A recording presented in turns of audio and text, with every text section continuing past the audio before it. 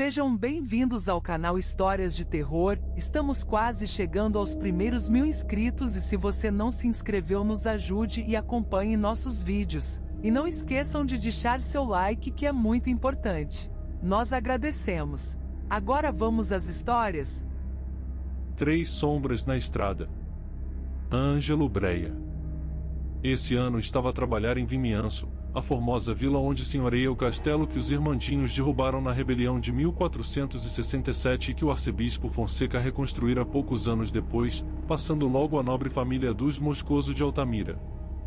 Vimianço é uma vila de interesse e a terra que a circunda é agradável e com gentes trabalhadoras e de bom coração. Ali passei uns anos que sempre lembro com saudade, já que pude conhecer bem os rapazes e as raparigas que iam estudar ao meu liceu. Enquanto trabalhava ali, tinha alugado um andar em bairro, onde me fiz cliente dos locais dos arredores, almoçando quase sempre no restaurante Casa Cruz, onde fazem uma comida caseira de fundas raízes galegas. Como tinha família em Santiago, vinha muitas vezes à cidade pela estrada que une Baio e Santa Comba, ou bem pela que vai desde Vimianço a Negreira. As duas estradas acabavam de ser arranjadas e conduzia indistintamente por uma ou por outra, dependendo das circunstâncias. Quase sempre voltava de dia, à exceção de que tivesse algum claustro ou alguma reunião de avaliação, que se sabe quando começam, mas nunca quando acabam. Lembro que foi ao remate da primeira avaliação, no mês de dezembro, tão próximas às férias de Natal que todos, professores e alunos, estávamos desejando desfrutar, quando me aconteceu este estranho caso. Esse dia saíra de Vimianço quase às 9 da noite, nessa época do inverno anoitece sobre as 6:30 da tarde, e passei por Baio, que está a menos de 10 quilômetros, para apanhar uns livros. Depois dirigi-me a Santa Comba, passando por Sais. Desde Santa Comba é já tudo reto para Santiago, percorrendo algumas aldeias dispersas. Na aldeia de Paramos muitas vezes fazia uma paragem para apanhar gasolina, como ia ser esta vez, já que a luz da reserva acabava de acender-se ao sair da aldeia de Suevos. A aldeia de Paramos fica numa descida pronunciada que conta com uma curva bastante perigosa para a esquerda. Nessa zona há numerosos acidentes e quase sempre se vêem restos de vidro no asfalto. Ia bastante devagar enquanto descia por aquela encosta pronunciada, pelo que tive tempo de entreter-me observando os acostamentos da estrada. Foi então que observei algo estranho. Havia 3 rapazes que, a um lado, como a 10 metros à minha direita, estavam a caminhar paralelamente à estrada entre as árvores da floresta.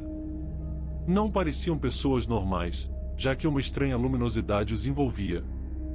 Quando os ultrapassei, olhei pelo espelho retrovisor para eles, mas já não os pude ver entre as árvores.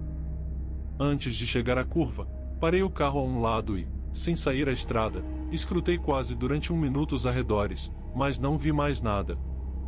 Só estava acesa uma luz na casa que se encontra quase na curva, mas ao lado direito da estrada.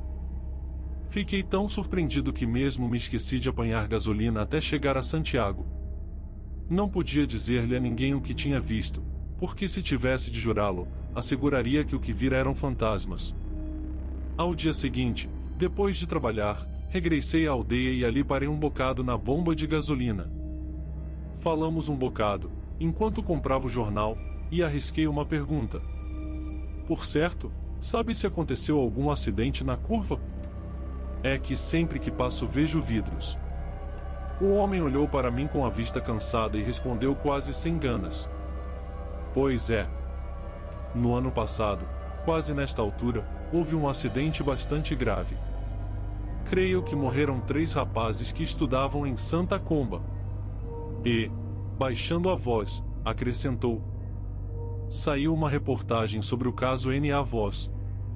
Veio por aqui um periodista para entrevistar toda a gente, mas eu, claro, não tinha nada que contar, porque o acidente foi de madrugada e a bomba estava encerrada. No outro dia, quando regressei de trabalhar, parei depois da curva de Paramos, num bar que se encontra antes do posto de gasolina, de nome Moleiro, mesmo à beira da pista asfaltada que conduz às aldeias de Cabanas e de Lanhas, e pela que se vai a Negreira. Estava na parte baixa de uma casa de 2 andares, com uma fachada revestida de painéis de granito rosa polido.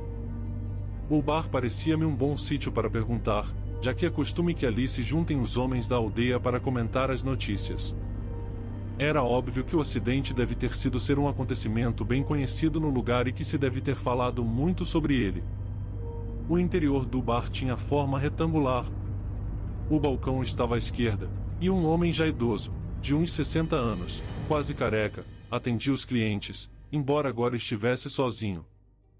Pedi um chá com leite e apanhei o jornal para fazer que lia. Quando o dono me serviu o chá, olhei para ele, e, como quem falava por falar, disse: "Deve ter tido algum acidente aí atrás na curva. Está tudo cheio de restos de um carro." "Sim, foi o outro dia." "É que conduzem como loucos", repostou.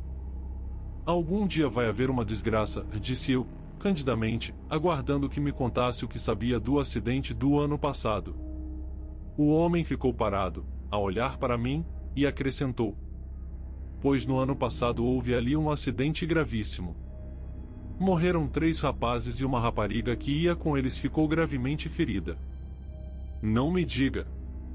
exclamei, fazendo-me o surpreendido. "Pois sim. Foi por estas mesmas datas, porque 2 dias depois foi o sorteio da lotaria de Natal. Lembro-me bem disso." E continuou dando alguns detalhes truculentos do caso.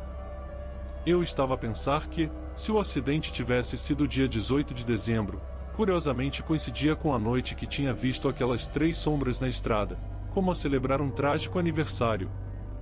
Suponho que a família que vive ali na curva não terá passado bem, sabendo que tão perto delas morreram 3 pessoas, e interrompi. "E isso parece", aceitou ele. "Ademais, ultimamente estão a falar de ir viver em Santiago, com a filha, que está a estudar na universidade." "De verdade? Aconteceu-lhes algo mais?" "Não me diga que tem medo de viver ali?" perguntei, muito interessado. "Parece que estão cansados de atender os feridos e que haja acidentes quase todas as semanas", comentou. "Eu faria o mesmo", assenti. "Suponho que eles seriam os primeiros em atender os feridos daquele acidente dos 3 mortos, verdade?" "Acho que sim", respondeu. "E foi algo que nunca esquecerão. O velho veio por aqui mais de uma vez, e não o vejo muito animado desde esse momento." E depois acrescentou, como lembrando de repente algo importante de que se tinha esquecido: "Por certo, saiu uma reportagem sobre o acidente na Voz. Fizeram uma entrevista aos velhos, tanto a ele como a ela. Creio que aguardei por algum sítio, mas não fez menção de ir procurar o jornal. Eu paguei a conta e decidi que já me tinha inteirado de coisas suficientes para acalmar o meu interesse, mas, ao sair do bar, decidi visitar o lugar de que tínhamos estado falando. Fui caminhando pela margem esquerda da estrada em direção à curva e à casa daqueles 2 velhos que atenderam os feridos do acidente. Viviam numa leve encosta, já que os campos desciam em direção a cabanas num lento, mas constante declive.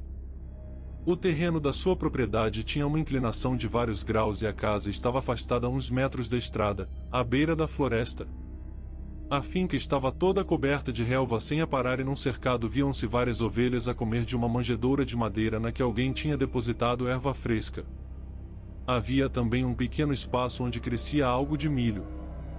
Ao aproximar-me mais, pude divisar melhor todo o vale de Cabanas, completamente verde, com campos de relva e extensas florestas que cobriam as suaves colinas que apareciam a ambos os lados. Era uma formosa paisagem na qual quase nunca se repara ao viajar de carro. Observei um caminho asfaltado, a que não se via desde a estrada, que a rodeava pela parte superior para permitir o passo dos carros. Ultrapassei a casa e cheguei ao lugar onde tinha divisado aquelas 3 estranhas sombras. Apesar do tempo que tinha passado, ainda se viam no encostamento da estrada alguns restos do acidente. Havia vidros rotos e pedaços da carroçaria. As peças metálicas eram todas de cor vermelha. Decidi entrar na floresta pela minha segurança, porque alguns carros baixavam a íngreme encosta e não queria que me levassem por diante. Crescia ali uma pequena plantação de eucaliptos e alguns pinheiros isolados. Antes da curva, uma vedação metálica quebrada protegia a zona. Um pinheiro estava colocado à frente dela e nele viam-se os vestígios de várias colisões. Apresentava sinais de um forte impacto lateral, mas a árvore não se tinha partido apesar do golpe, devido à consistência do seu enorme tronco. Estive observando o chão, coberto da caroma dos pinheiros. Havia restos da carroçaria e, o que mais me impressionou, um sapato de mulher manchado ainda de sangue, a que não ousei tocar. Já tinha bastante com aquilo, pelo que decidi que devia ler, fosse como fosse, aquele famoso artigo do jornal.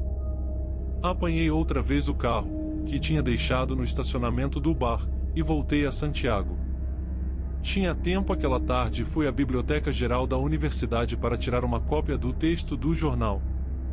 Quando cheguei à biblioteca, que está muito próxima à catedral, na Praça de Fonseca, subi à sala de investigadores. Havia 6 pessoas consultando revistas e livros antigos. Uma delas consultava no computador o registro de publicações, procurando algum texto de interesse. Eu sabia bem ao que ia, pelo que solicitei ao bibliotecário, a um homem de uns 45 anos, que estava a ler o romance de Manuel Rivas O Lápis do Carpinteiro, os exemplares de A Voz dos últimos 10 dias do ano passado. Só demoraram uns 5 minutos em trazer-me uma pasta volumosa de cor verde escura que levava na lombada o título em La Voz de Galícia. 31 de dezembro. Mais abaixo aparecia também a menção do ano. A reportagem que procurava fora publicada em 20 de dezembro. Tratava-se de um relato dos feitos assinado por um jornalista com as siglas JL, a redação, Santiago. E escrita a 4 colunas incluía também uma foto, a preto e branco, de como tinha ficado o carro completamente destroçado. O artigo começava assim: 3 mortos no acidente de Paramos. Uma ferida grave encontra-se no Hospital Clínico de Santiago. 3 dias de luto oficial na vila de Santa Comba. Na passada madrugada do 18 ao 19 deste mês de dezembro, uns minutos antes das 2 da madrugada, na aldeia corunhesa de Paramos, no quilômetros 21 da estrada comarcal 545 que une Santiago com Santa Comba, produziu-se um grave acidente no qual faleceram 3 jovens, todos eles da vila de Santa Comba. Eram Juan Carlos Amigo Deveza, de 19 anos, Antônio Migues Hernandes, de 18 e Pedro Fernandes Paz, também de 18. No acidente ficou ferida a rapariga Luísa Santos Deveza, noiva do primeiro dos falecidos, que era também o condutor do veículo sinistrado. O acidente aconteceu quando, por causas ainda desconhecidas, o veículo que conduzia Juan Carlos Amigo saiu da via pela margem direita, golpeando-se lateralmente contra uma árvore de grandes dimensões que quase partiu o carro à metade. O tramo em questão é reto, embora numa abrupta encosta, pelo que se supõe que o condutor ficou adormecido ou sofreu um despiste, já que não se encontraram sinais de travação no asfalto. Num primeiro momento, devido ao estrondo do acidente, os feridos foram atendidos pelo casal dos Ferreiro, que vive numa casa muito próxima ao lugar. Quando os 2 anciãos chegaram à cena do acidente, já não puderam fazer nada pelo condutor, que estava delirando e pronunciava frases incoerentes antes de morrer, ainda que observassem que a rapariga, que ia no assento do copiloto, ainda estava viva. A mulher regressou rapidamente à casa para pedir uma ambulância, enquanto seu marido atendia os feridos. Segundo as declarações deste, a primeira ambulância chegou aos 15 minutos, procedente do Hospital Clínico de Santiago, e uma segunda ambulância chegou 2 minutos depois. No lugar já se encontrava uma dotação da Guarda Civil, que acabava de chegar. O Sr. Ferreiro, enquanto aguardava pelas ambulâncias, prestou ajuda aos 2 rapazes que iam nos assentos traseiros, mas, infelizmente, um deles morreu nos seus braços, enquanto o outro faleceu na ambulância, caminho do hospital. Segundo a sua versão, nenhum destes 2 falecidos levava, quando ele chegou, posto o cinto de segurança. No seu último informe, a Direção-Geral de Tráfico considera que o cinto de segurança podia ter salvado a vida de mais dos 40% dos mortos por acidentes de tráfico na nossa comunidade autônoma. Unicamente a rapariga chegou com vida ao hospital, onde ficou ingressada na unidade de cuidados intensivos, com prognóstico muito grave, embora os médicos não temam já pela sua vida. O Sr. Ferreiro e a sua mulher tiveram de ser assistidos pelos serviços de urgência devido às terríveis cenas às que assistiram. A sua filha, que estuda em Santiago, encontra-se com eles nestes momentos, tentando ajudar-lhes a superar a profunda impressão. A Câmara Municipal de Santa Comba, de onde eram os 3 falecidos, decretou 3 dias de luto oficial, ondeando desde então as bandeiras a meio pau. O enterro dos 3 adolescentes será o próximo sábado na Igreja Paroquial de São Pedro de Santa Comba. Espera-se que assista uma grande quantidade de pessoas, já que as famílias dos falecidos são muito conhecidas. O artigo continuava ainda mais um bocadinho, aportavam alguns dados que já não me interessavam. Decidi tirar uma cópia para poder reler o artigo às vezes que fossem necessárias. Ali mesmo, na sala, há uma fotocopiadora para uso dos investigadores, que utilizei para a ocasião. Continuei lendo atentamente os jornais, mas não encontrei a entrevista com o casal. Talvez tivesse sido publicada algo depois, já que na notícia se dizia que eles estavam a tratamento pelo trauma recebido. Quando deixei a biblioteca, regressei andando à minha casa, mas não podia deixar de pensar no caso e naquelas 3 sombras que vira desde a estrada. Como no dia seguinte não devia trabalhar, já que começara a desfrutar as minhas férias de Natal, decidi ir até Paramos para falar com o Sr. Ferreiro. Tinha um grande desejo de falar com ele acerca das circunstâncias do acidente, sobretudo, saber se tinha notado alguma coisa estranha desde aquela data. Quando cheguei a Paramos, estacionei o meu carro novamente no bar e segui a pé. Na casa dos Ferreiro não havia ninguém e apesar de que insisti várias vezes pareceu-me que a casa estava vazia. Os animais que viram outro dia já não estavam e a casa tinha todas as janelas fechadas. Supus que teriam ido viver com a filha a Santiago. Eu faria o mesmo se estiver no seu caso. Mas aquilo era estranho e me parecia óbvio que havia algo fora do comum naquele caso. Decidi deixar o assunto durante algum tempo. Contudo, nos meses seguintes, tive sempre a precaução de não voltar nunca pela estrada de Paramos quando devia regressar de noite a Santiago. Quase me esquecera de tudo até que, uns meses depois, quando faltava pouco para a Semana Santa, li no jornal uma notícia que me deixou frio. Esta vez era uma notícia colocada a um canto na página noticiosa. Um motociclista morre em Paramos.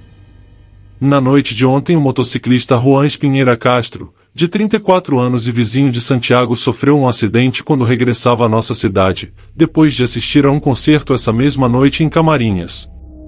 Ainda não se conhecem as circunstâncias do caso, já que a Guarda Civil está a investigar o acidente.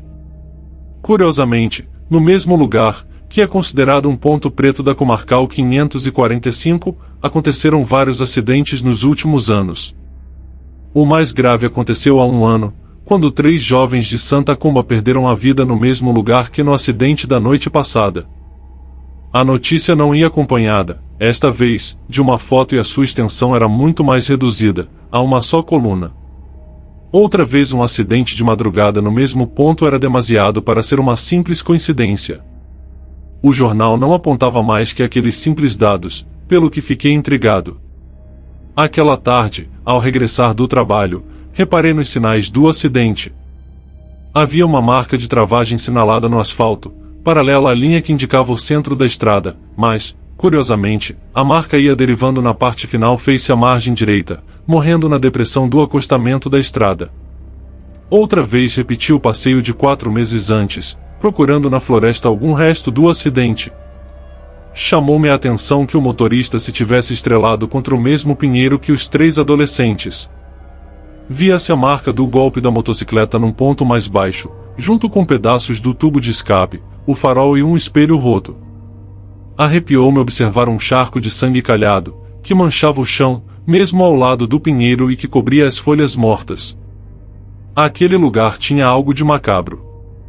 4 pessoas tinham morrido no mesmo ponto num espaço de tempo demasiado curto e era óbvio que algo fora do comum rodeara os acidentes. Se tivesse sido um homem mais valente do que sou, teria regressado alguma noite para tentar ver outra vez aquelas sombras. Talvez agora fossem 4 e não 3. Não sabia que fazer. Talvez pudesse pôr-me em contato com alguma sociedade ocultista para que investigassem mais o sucesso, talvez instalar alguma câmara ou realizar alguma gravação. Ou, o que cria melhor, esquecer-me de tudo antes de ser mais afetado do que já estava. Tinha tido a precaução de levar a minha câmera digital e assim pude tirar fotos de tudo que me chamou a atenção. Comecei pelos sinais de pneus na estrada. Também tirei fotos do charco de sangue calhado, dos fetos manchados, do solo coberto de folhas mortas, dos restos da motocicleta e da floresta que se encontra mais atrás. Aquela tarde assisti, como um familiar ou como um amigo mais, ao enterro do falecido. Foi fácil saber o lugar em que se ia celebrar, pois li no jornal uma participação com o nome do morto e o lugar da missa pela sua alma, na paróquia santiaguesa de São Miguel. Curiosamente, essa era a paróquia onde eu tinha sido batizado, tão próxima ao mosteiro de São Martinho Pinário, dentro do recinto histórico da cidade. A igreja de São Miguel estava cheia de pessoas que assistiam ao enterro. Vi as coroas de flores, os rostos chorosos dos familiares, os abraços dos amigos e ouvi conversas feitas em voz baixa de pessoas desconhecidas. Tive o cuidado de ter os ouvidos atentos ao que se dizia, mas não encontrei mais pistas que as que já conhecia sobre o acidente. Também participei no cortejo fúnebre até ao cemitério de Boisaca, e ali aguardei até que a caixa desceu a cova e os coveiros cobriram o oco no que repousava o féretro com 3 peças quadradas de formigão, que selaram com cimento fresco, sobre as que colocaram um monte de coroas e de flores. Acho que fui o último em voltar a casa e deixar o lugar. Quando me fui embora, o sol ia descendo por detrás do Monte Pedroso, num pôr do sol avermelhado, que pressagiava bom tempo para o dia de manhã. Quando cheguei ao meu lar, decidi transferir as fotos da câmera para o meu computador pessoal. Preparei a câmera e liguei o cabo ao computador, pelo que automaticamente as fotos foram descarregando-se uma a uma. Deixei que o trabalho se fosse realizando enquanto eu ia à cozinha beber um copo de água. Ao voltar, o processo tinha finalizado, pelo que comecei a ver as fotos que tirara aquela manhã. Não observei nada de estranho até que uma das fotos me chamou vivamente a atenção. O que vi na pantalha encheu meu coração de um horror indescritível. Nela tinha fotografado o charco de sangue e o pinheiro com as marcas dos acidentes, mas o que saía na foto eram as sombras de 3 figuras que se situavam à direita da árvore e de um rosto que sorria com um esgar de burla ao lado esquerdo. Era o mesmo rosto do homem que acabavam de soterrar. As figuras pareciam manchas de água, porque a luz passava por elas como se fossem simples espectros, desenhando-se os contornos mais fortes. Fiquei paralisado e sem poder afastar a vista da terrível imagem. Só ouvia como meu coração batia com força na caixa do peito e senti como um frio arrepio assolava o meu corpo. Perdi momentaneamente a consciência de mim mesmo. Quando recobrei as forças, a lua ia alta no horizonte e as sombras da noite enchiam as ruas da cidade. Agora já não volto nunca pela estrada de Paramus, nem de dia nem de noite. Não quero por nenhuma circunstância que o meu nome apareça algum dia numa pequena notícia a um canto na página do jornal.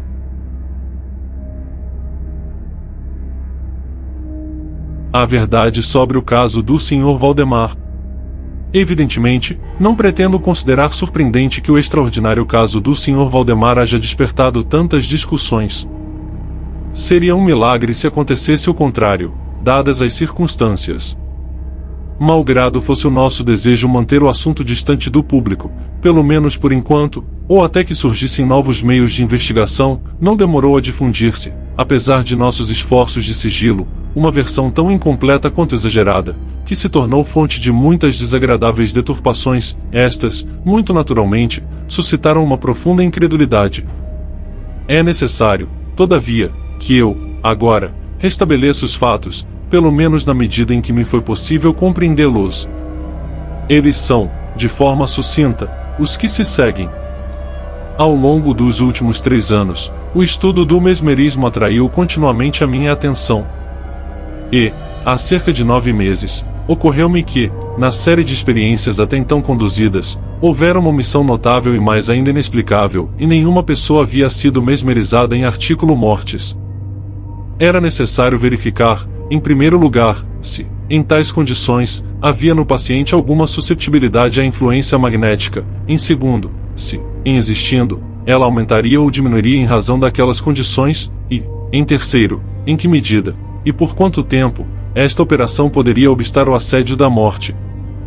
Havia outros aspectos que mereciam investigação, mas aqueles aos quais me referi eram os pontos que mais excitavam a minha curiosidade, em especial o último deles, tendo em vista a feição de extrema importância que as suas consequências poderiam assumir.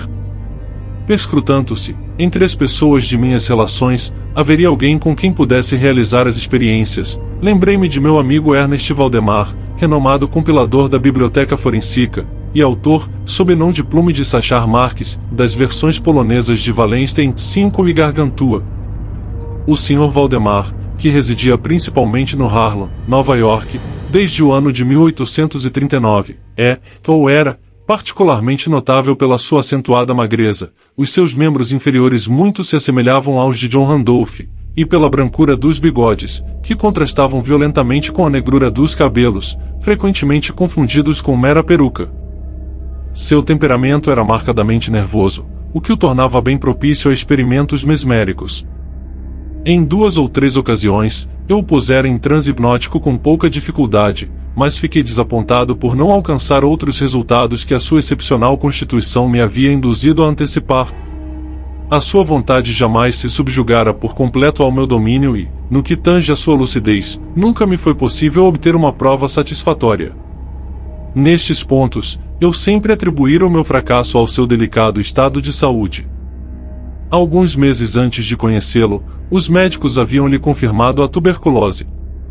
Era seu costume, na verdade, falar calmamente sobre a proximidade de sua dissolução material, e o fazia como algo que não se pode evitar ou lastimar. Quando me ocorreram, pela primeira vez, as ideias às quais me referi, muito naturalmente me veio à mente a figura do Sr. Valdemar. Eu conhecia muito bem a firme filosofia de meu amigo para recear algum escrúpulo de sua parte. E ele não tinha parentes na América capazes de interferir no processo. Falei francamente com ele sobre o assunto. E, para minha surpresa, o seu interesse parecia vividamente acentuado. Digo para minha surpresa porque, embora ele, de livre desígnio, se submetesse às experiências, jamais demonstrara qualquer simpatia com os meus procedimentos. Sua doença era das que admitiam um cálculo preciso sobre o momento em que a morte adviria. Combinamos, portanto, que ele me chamaria 24 horas antes da ocasião prevista pelos médicos para sua morte. Faz pouco mais de 7 meses que me chegou o seguinte bilhete, escrito, de próprio punho, pelo Sr. Valdemar. Caro P. Você pode vir agora. D. I e F. Estão certos de que não passarei da meia-noite de amanhã, e creio que eles calcularam a minha sobrevida com grande exatidão. Valdemar. Recebi o bilhete meia hora depois de escrito. 15 minutos mais tarde, eu estava nos aposentos do moribundo. Eu não o via há 10 dias, e fiquei chocado com a espantosa mutação operada em seu estado físico nesse breve intervalo de tempo. O seu rosto assumirá a cor de chumbo. Os seus olhos estavam completamente destituídos de brilho e a sua magreza era tão extrema que a pele se rompera nas maçãs do rosto. A expectoração era excessiva e o pulso quase imperceptível. Todavia, ele mantinha, excepcionalmente, tanto a lucidez quanto alguma força física. Ele falou-me claramente e tomou, sem precisar de ajuda, alguns remédios paliativos. E, quando entrei na sala, vi que ele se ocupava em escrever num bloco de notas. Mantinha-se sentado na cama com a ajuda de vários travesseiros. Ao seu lado, estavam os doutores D. I e F.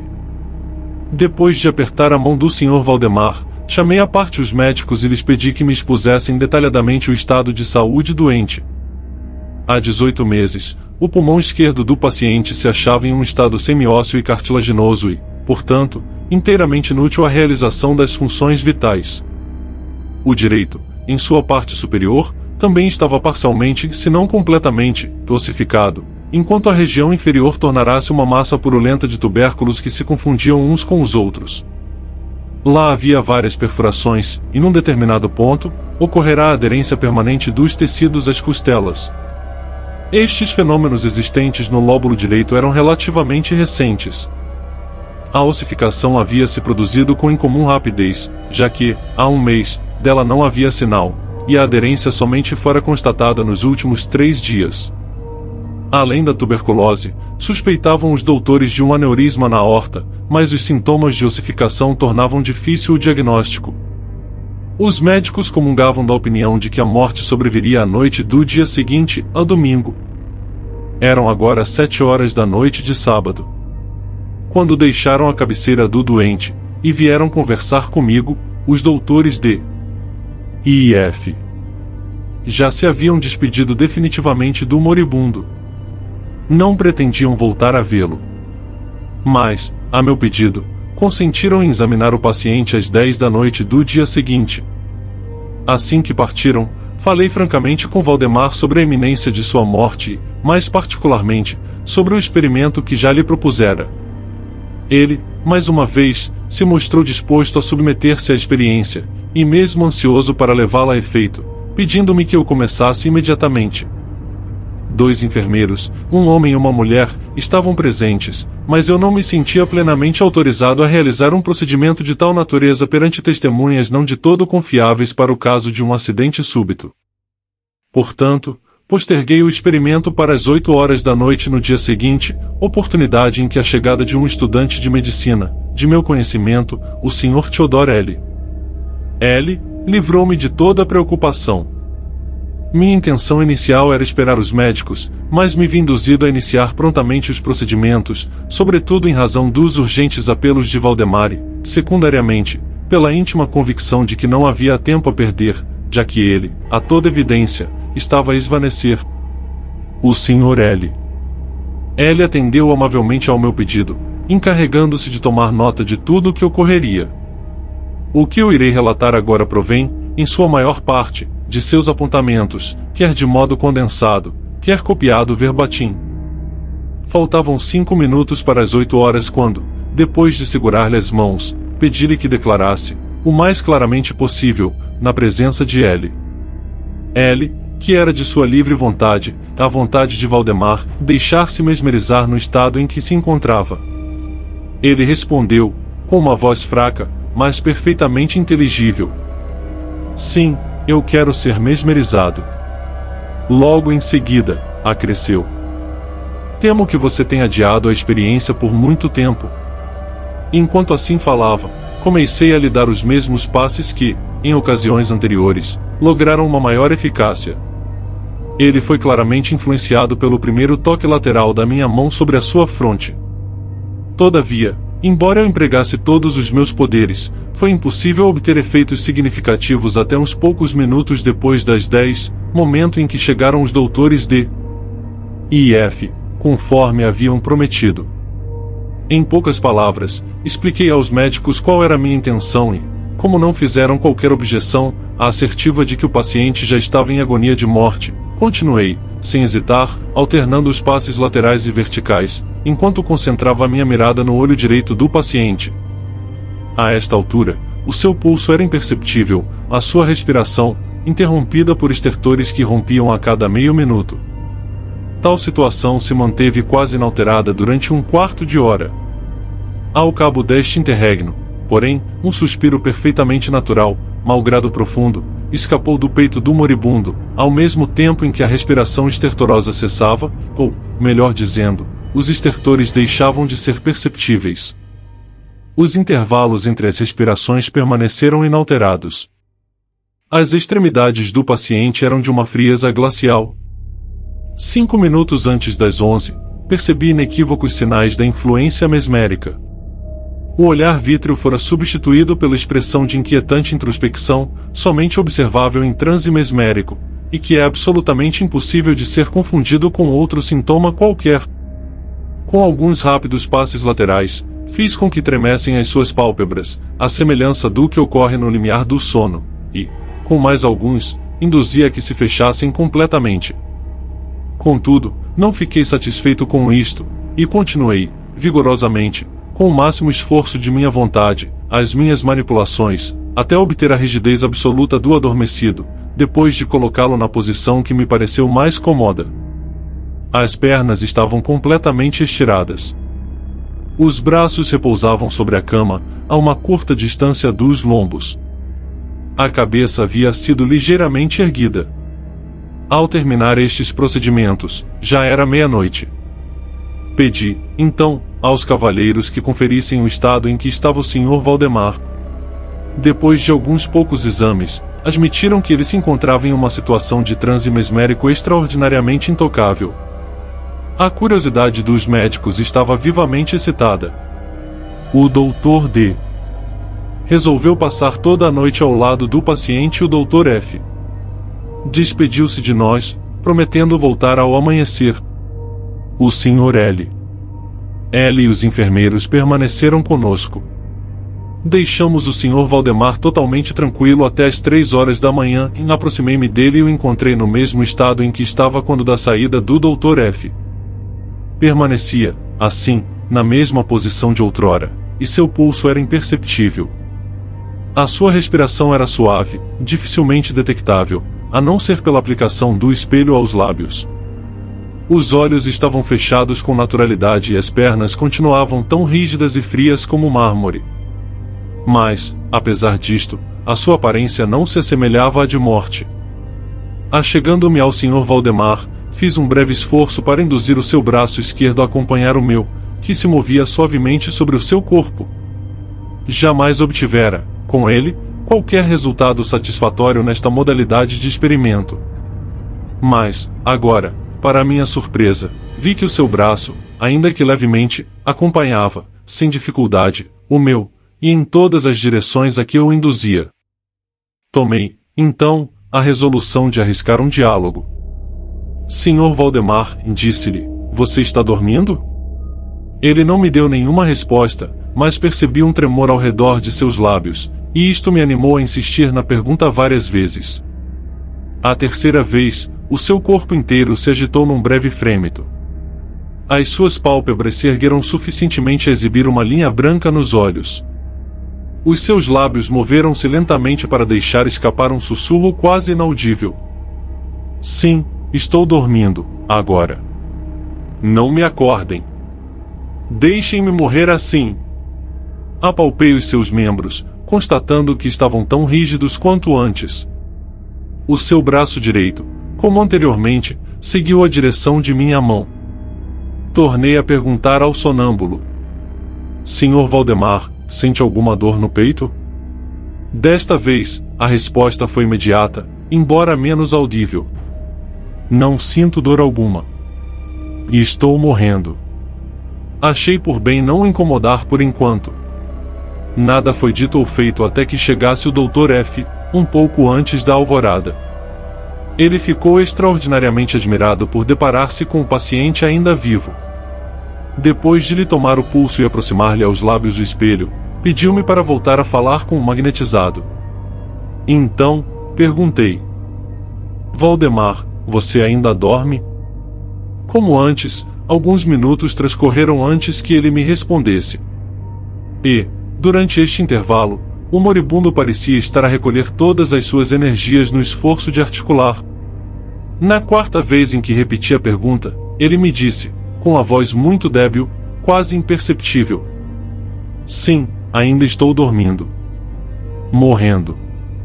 A opinião, ou antes o desejo, dos médicos era de que deveríamos deixar o Sr. Valdemar no estado de aparente tranquilidade até que sobreviesse a morte, o que não tardaria muito, conforme a opinião geral.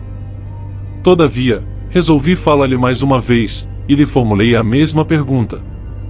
Enquanto eu falava, o rosto do magnetizado experimentou uma notável mutação. Seus olhos rolaram, suas pálpebras se ergueram, e as pupilas, voltadas para cima, desapareceram. A sua pele adquiriu uma tonalidade cadavérica, que se assemelhava mais ao papel branco que ao pergaminho. E as circulares manchas écticas que, até então, se destacavam vividamente no centro de cada face, desapareceram subitamente. Eu uso esta expressão porque a rapidez de sua partida me trouxe à memória nada menos que a extinção do lume de uma vela a um simples alento de respiração. Ao mesmo tempo em que o lábio superior se retraiu, exibindo os dentes há pouco de todo velados, o maxilar inferior caiu com um ruído nitidamente audível, deixando a boca completamente aberta, e nela se insinuava uma língua inchada e enegrecida. Presumo que todos os presentes estavam acostumados aos horrores de um leito de morte, mas a aparência de Valdemar era tão horrenda, tão inconcebível, que todos recuaram a um só tempo, afastando-se daquele leito. Tenho consciência de que a minha narrativa chegou a um ponto em que não posso esperar do leitor senão surpresa e incredulidade. Todavia, vejo-me no dever de continuá-la. Já não havia no Sr. Valdemar o mínimo sinal de vida. E, chegados à conclusão de que ele estava morto, nós o deixamos aos cuidados dos enfermeiros. Mas percebemos um intenso movimento vibratório em sua língua. Este movimento perdurou por cerca de 1 minuto. Ao fim deste período, saiu, de seus maxilares, abertos e imóveis, uma voz que seria loucura de escrever. 2 ou 3 epítetos poderiam ser-lhe parcialmente aplicados, e eu poderia afirmar, por exemplo, que era um ruído áspero, fraturado, vazio. Mas a hediondez de todo o cenário é indescritível, e pela simples razão de que jamais semelhantes sons transgrediram os ouvidos da humanidade. Havia, no entanto, 2 elementos que eu, então, escogitei, e ainda escogito, que poderiam muito bem servir de indicativo da peculiaridade daquela entonação, susceptíveis até de transmitir uma ideia de sua sobrenatural característica. Em primeiro lugar, a voz parecia chegar aos nossos ouvidos, pelo menos aos meus, a partir de uma imensa distância, ou de alguma caverna incrustada nas profundezas da terra. Em segundo, aquela voz produziu em mim, e creio firmemente que não serei compreendido no que direi, a mesma impressão que produzem os corpos gelatinosos ou viscosos quando estes nos excitam o sentido do tato. Referi-me tanto ao som quanto à voz. Quero dizer que o som era de uma silabação claríssima, mas assim de uma maneira espetacular e impressionante. O Sr. Valdemar falava, e evidentemente o fazia em resposta a uma pergunta que eu lhe havia formulado há poucos minutos. Perguntei a ele, recordem-se disto, se continuava a dormir. Mas, desta feita, ele disse: sim. Não. Já estive dormindo. Mas, agora, eu estou morto. Nenhuma das pessoas ali presentes buscou encobrir ou negar o inefável, o tremendo terror que estas poucas palavras, assim proferidas, causaram em todos nós. L, o estudante, caiu desmaiado. Os enfermeiros fugiram do aposento e foi impossível convencê-los a retornar. Quanto a mim, não cuidarei de transmitir ao leitor as minhas impressões. Durante 1 hora, em silêncio, sem dizer palavra, nós nos esforçamos em reanimar L. Quando ele voltou a si, pudemos reexaminar o estado em que jazia o Sr. Valdemar. Permanecia ele, em todos os sentidos, tal qual dantes descrevi, mas o espelho, sob os lábios, não trazia indício algum de respiração. Procuramos, sem sucesso, sangrá-lo no braço, que, devo acrescer, não mais obedecia aos ditames de minha vontade. Esforcei-me, debalde, em fazê-lo acompanhar os movimentos de minhas mãos. O único indício da influência mesmérica residia, agora, no movimento vibratório de sua língua, sempre que eu lhe dirigia uma pergunta. Parecia que ele se esforçava por responder, mas a tanto lhe faltava a volição necessária. Ele permanecia insensível a qualquer indagação que não fosse feita por mim, embora eu me empenhasse em estabelecer um liame mesmérico entre o paciente e os demais companheiros presentes. Creio haver, com isto, indicado aos demais tudo o que era necessário à compreensão do estado do mesmerizado neste momento. Assim, chamamos de volta os enfermeiros, e às 10 horas da manhã, deixei a casa, acompanhado pelos médicos e L. À tarde, voltamos a ver o paciente. O seu estado permanecia o mesmo. Discutimos, então, acerca da conveniência e da possibilidade de acordá-lo, mas chegamos rapidamente à conclusão de que nada de bom para ele poderia disto resultar. Era evidente que, até agora, o processo da morte, ou o que se costuma chamar de morte, havia sido suspenso pela operação mesmérica. E parecia claro a todos nós que, se o acordássemos, obteríamos simplesmente o seu imediato, ou, pelo menos rápido, fenecimento. Desde então, e até o fim da semana passada, um intervalo de quase 7 meses, íamos diariamente à casa de Valdemar, ocasionalmente acompanhados por médicos e amigos outros. Ao longo de todo este tempo, o mesmerizado continuou exatamente como descrevi. Os enfermeiros o assistiam continuamente.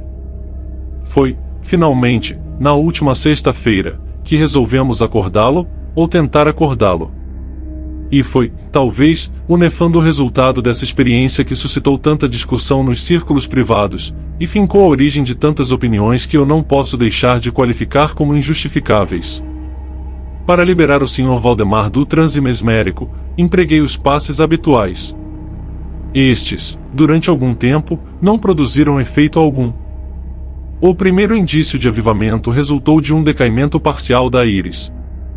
Observamos, como especialmente notável, que este decaimento da pupila foi acompanhado do profuso fluxo de uma secreção amarelada, que, escorrendo por sob as pálpebras, exalava um cheiro pungente e extremamente fétido. Alguém sugeriu que eu deveria exercer a influência magnética sobre o braço do paciente, como dantes. Tentei fazê-lo, mas sem êxito algum. O Dr. F., então, exprimiu o seu desejo de que o paciente fosse novamente interrogado. Fiz o que este me pediu, nos seguintes termos: Sr. Valdemar, você pode nos dizer o que sente e quais são agora os seus desejos? Imediatamente, os círculos écticos ressurgiram em sua face. Sua língua tremeu, ou, melhor dizendo, rolou, violentamente na boca, embora as mandíbulas e lábios permanecessem rígidos como sempre. E, então, aquela voz tétrica, que já descrevi, irrompeu. Pelo amor de Deus! Depressa! Depressa! Faça-me dormir, ou, depressa, acorde-me. Depressa! Eu já lhe disse que estou morto. Eu estava extremamente aturdido e, por instantes, fiquei indeciso quanto ao que deveria fazer. A princípio, fiz um esforço para adormecer o paciente, mas, nisto fracassando, em razão de minha absoluta falta de vontade, mudei de tática, e empreguei todas as minhas forças no intento de despertá-lo. Logo me dei conta de que teria êxito, ou, pelo menos, assim imaginei. E estou bem certo de que todas as pessoas presentes esperavam que o paciente de fato acordasse. Mas é absolutamente impossível que qualquer ser humano estivesse preparado para o que realmente aconteceu. Enquanto eu executava rapidamente os meus passes mesméricos, em meio às exclamações de morto, morto, que literalmente explodiam da língua, e não dos lábios, do paciente, o seu corpo inteiro, repentinamente, num lapso de apenas 1 minuto, ou menos, se contraiu e se desintegrou, absolutamente pútrido, em minhas mãos. Sobre o leito, na presença de todos os circunjacentes, nada restou além de uma massa quase líquida e repugnante de abominável putrescência.